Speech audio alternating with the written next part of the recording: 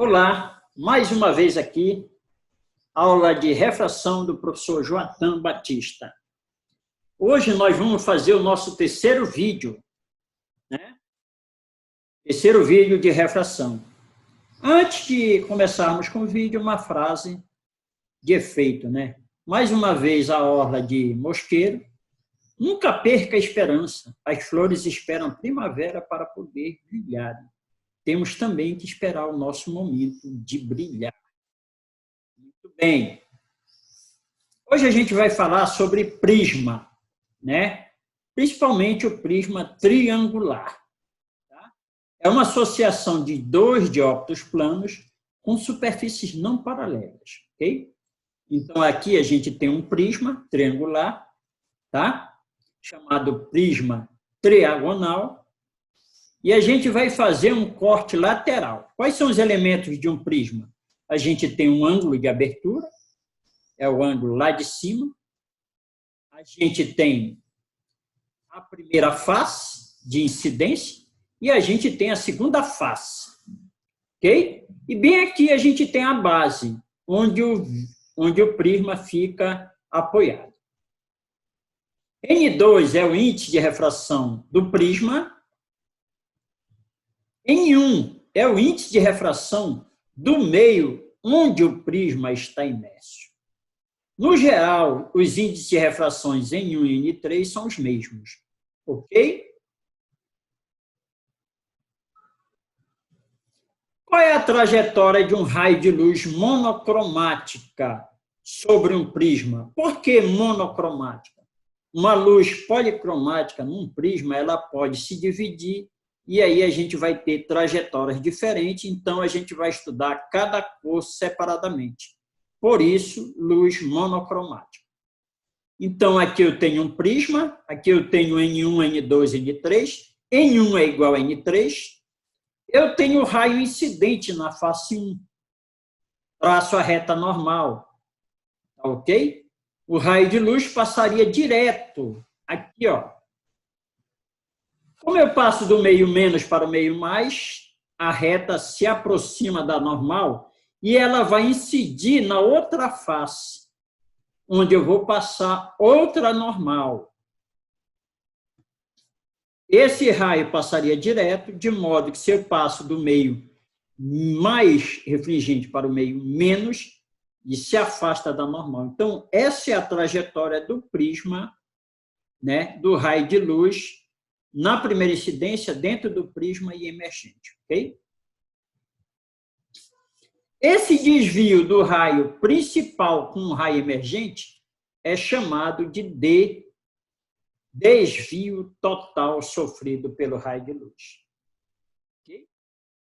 Quando um prisma terá desvio mínimo, para que ocorra desvio mínimo total, né, é necessário que o ângulo de incidência seja igual ao de emergência e o raio refratado atravesse o prisma paralelo à base desse prisma. Então, ocorre isso aqui, ó. Ok? Esse raio aqui dentro do prisma é paralelo a essa base, esse ângulo aqui é igual a esse ângulo aqui. Eu tenho desvio mínimo. Okay? Esse é o desvio mínimo. Esse ângulo I é igual ao outro ângulo I. Ok? Prismas de reflexão total. Nós temos dois prismas de reflexão total. São prismas que utilizam a reflexão total e são utilizados em instrumentos ópticos, pois refletem cerca de 95% da luz incidente. O primeiro é o prisma de Amici. São prismas de vidro que provocam desvio de 90 graus no raio incidente. Então, aqui eu tenho o prisma de Amici. Trajetória da luz dentro de um prisma de Amici. Veja que ele atravessa com uma incidência normal, ele não sofre desvio. Ele penetra no prisma e sofre reflexão total, né? Sofrendo um desvio de 90 graus. Ele vem para cá, para baixo. Ok? Prisma retangular de reflexão. Outro prisma é o chamado prisma de Porot. Eles são prismas de vidro que provocam um desvio de 180 graus. É esse aqui. Ó. Okay? Então, o raio incide, reflete para baixo, e depois sofre novamente reflexão total, de modo que ele sofreu um desvio de 180 graus. Espectroscopia, dispersão da luz em um prisma triangular. Então, aqui, se eu tiver uma luz policromática branca, ela vai se dividir nas 7 cores do arco-íris. Olha. E veja bem, o vermelho ele vai desviar menos que o violeta. O vermelho, dentro do prisma, ele tem maior velocidade. E assim sucessivamente. Então, menor desvio, vermelho, alaranjado, amarelo, verde, azul, anil. O que sofre maior desvio é o violeta. Logo, aqui dentro, ele tem menor velocidade. A dispersão dessas 7 cores é chamada de espectroscopia. Decomposição e composição da luz branca. Quem primeiro fez isso foi Isaac Newton. Então, a gente vê a luz branca aqui sendo dividida nas 7 cores do arco-íris. E depois, se eu colocar o prisma invertido, as 7 cores se transformam de novo na luz branca. Tá? O nome disso é chamada de decomposição e composição. Aqui nós temos do vermelho até o violeta. Formação do arco-íris. O arco-íris se forma em virtude da refração e da reflexão total da luz solar, ao encontrar gotículas de água em suspensão na atmosfera. Então, como ocorre? Aqui a gente tem uma gota d'água, aqui a gente tem a luz solar branca. Ela é dividida nas 7 cores do arco-íris, a gente vai usar só essas aqui como referência. A luz vermelha, ela sofre reflexão total aqui, e aqui ela é desviada novamente com uma refração normal. O azul, ele é desviado mais para cima, ok? Então, assim ocorre a dispersão da luz numa gotícula de água, formando o arco-íris. Okay? Formação do arco-íris. Quando vemos aqui da superfície da Terra, vemos apenas um arco. Okay? Se, por exemplo, subirmos numa montanha ou tivermos o quê? No avião, veremos o arco-íris em forma de circunferência, tá? Como é realmente.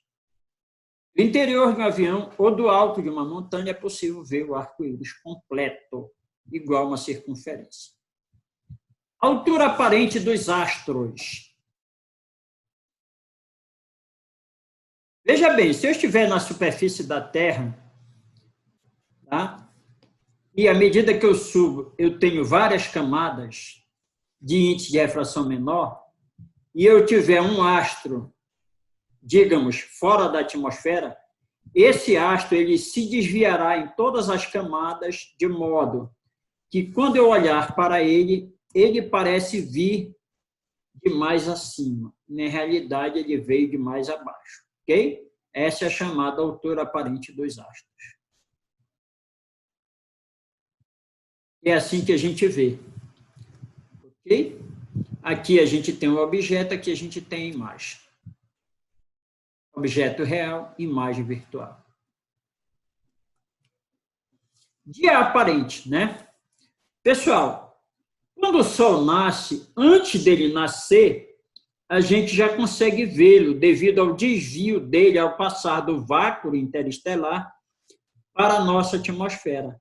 Essa aqui é aquela chamada, né, observação rasante, olha, né? Eu vejo o Sol num ângulo de 90 graus, tá? Tá ok? Então, eu vejo o Sol aparente. Eu posso olhar para o Sol, tanto no nascente como no poente, certo? Porque eu não estou vendo o Sol, estou vendo a sua imagem. E eu não vou queimar minha retina. Ok? A duração do dia é prolongada em virtude da refração da luz solar na atmosfera terrestre. Dia real e dia aparente.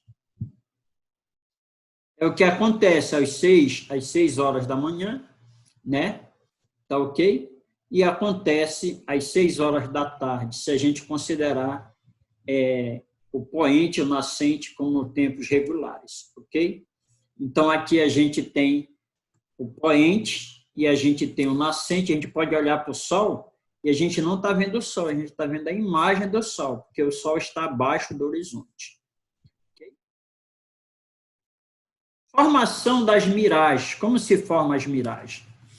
Devido à diferença de temperatura de várias camadas do ar, a luz sofre várias refrações e aí chega ao nosso olho como se a luz estivesse desviada. Na verdade, ela sofreu várias refrações. A imagem que eu vejo parece vir de baixo, né? Mas ela veio de cima. É por isso que, às vezes, eu vejo o asfalto molhado. Tá? A temperatura do ar junto ao solo é maior, diminuindo o índice de refração. Tá ok? Então, eu vejo umas folhas aqui, de cima, parece que está aqui embaixo. Assim como eu posso ver algumas nuvens pensando que é um oásis. Obrigado por todas essas aulas. Aqui a gente termina as nossas aulas de refração. A gente continua na próxima aula já com lentes esféricas. Ok, obrigado e até a próxima.